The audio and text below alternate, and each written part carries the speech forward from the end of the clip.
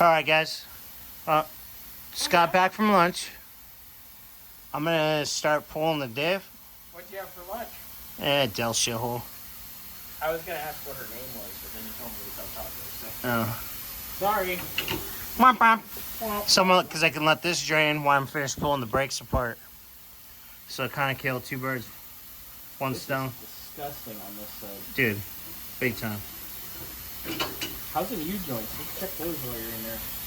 They look new-ish. They're actually really free. Like good free or sloppy?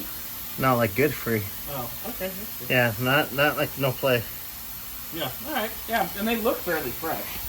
And they're greasable, so once we put it back together, We'll give it a little give it a little two-pump chump. hot too. A little hot, too. God, Move her up before you stick it in, baby. that girl ever thinks she's gonna be this big? She's actually got her own broadcast thing going on. Yeah. Oh, good. I mean, good for her. Whatever. Hey, you know, you just admitted online while you were drunk that you spit on cocks.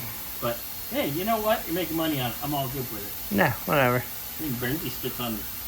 Nobody knows about what he spits on. Never mind. Anyway, we also have to do the shocks, right? We're going to do the boing boings. Oh yeah, we're gonna do shocks. Shocky shockies. Leafy springies.